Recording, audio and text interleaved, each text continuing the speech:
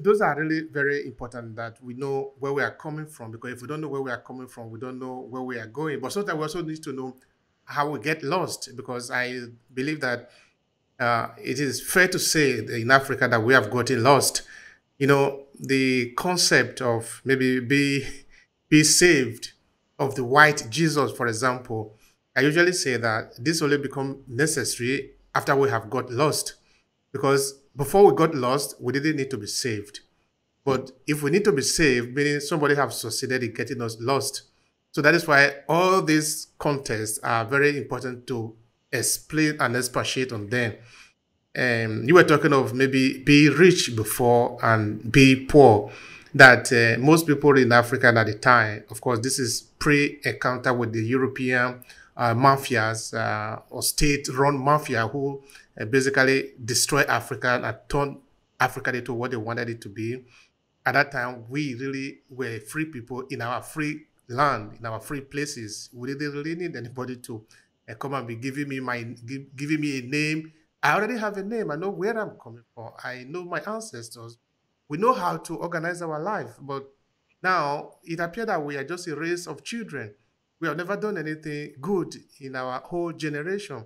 But that again is part of, I think, what you are talking about, which is the history. Know your story. But if you know your story, you can understand that that doesn't really hold water. But if you do not know your story, if you do not know your history, then it becomes difficult to understand all that. And I believe all those are actually evoked into what you're talking about here, which is the identity, rediscovering who you are, because none of them is actually existing in isolation. They are all connected. Definitely. Yeah. So when you say education now or know your history, the point also become from where are you know your history? From what point of view are you reading the history? Who is even writing the history that you are reading? And I think you also said something important just now when you were talking of God, that maybe he or her.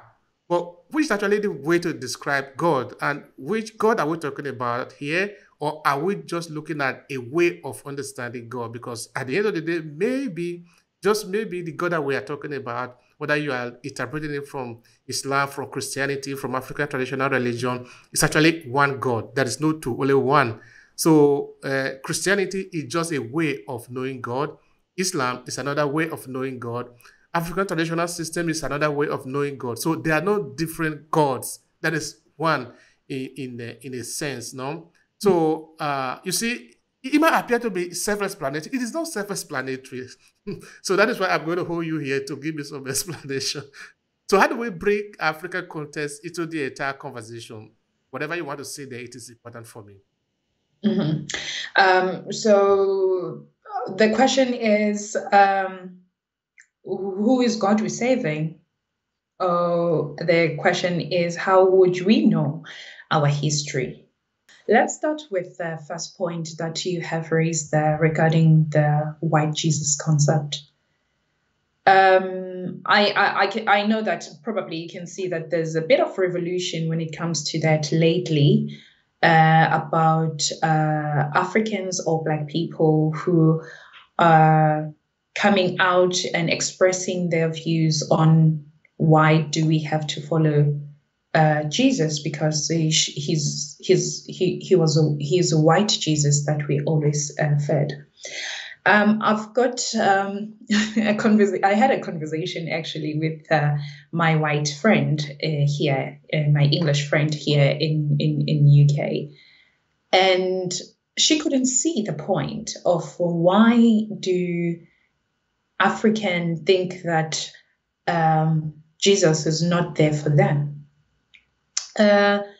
It was again the fact that we have to understand the frustration of our Black population, that the same Jesus Christ that died for us, after all the turmoils that they've been through with slavery, with apartheid, with poverty in Africa, it becomes like for them to share that where is that Jesus actually that died for our sins and died for us and obviously protecting us.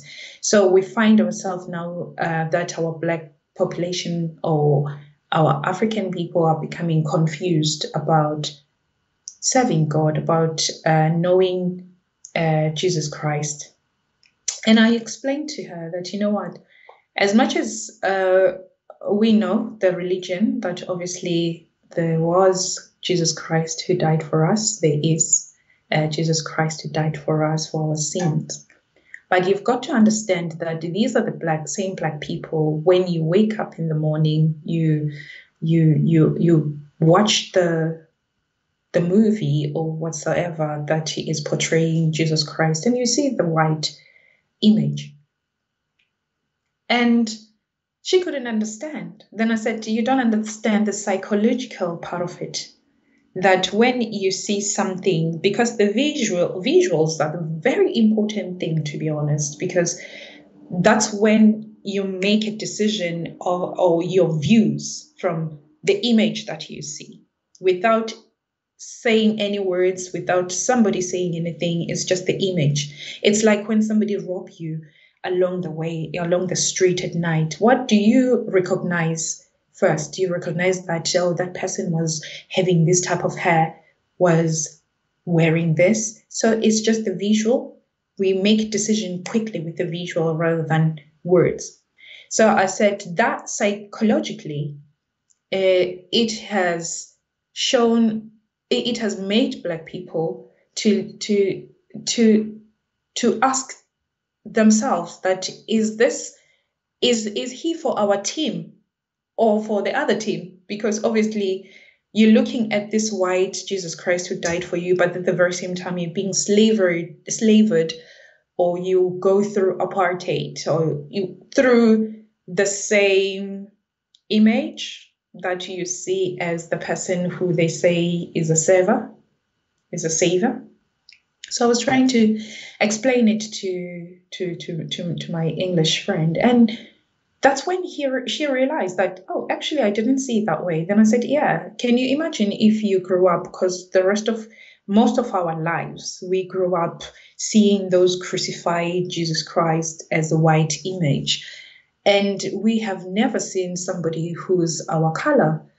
And then we grew up knowing that we are, maybe that's what has also have an impact on losing our self-esteem, because we're thinking that, oh, okay, just because that's the image, that means those people were right to do what they did. So we justify what those slavery happened, those apartheid happens, or those poverty, people coming to take the treasures in Africa. And we're probably thinking that, oh, probably that's what Jesus Christ wants, because we're seeing Jesus Christ as that image. So it is another concept that we have to deal with, making people understand that it was psychologically damaging for generation to generation, for decades and decades of years. Coming to the point of God, we only have one God. And the reason for me to say he or she, it's because nobody can answer that question till now. From my side, I take God as the spiritual consciousness within ourselves. So I don't think that probably God will come as a he or she. That's just my opinion. And I know that probably there's different opinion regarding that. But what if probably we are waiting and looking for this Jesus Christ who's going to come in the shape of a human? Don't quote me on that, because yes, I don't know Bible very well. I can't quote everything in the Bible, even though I'm in Seventh Adventist. But then what if what we are waiting for is not actually what we are waiting for? What if probably when he said he's going to come back for the second time, what if probably he's the consciousness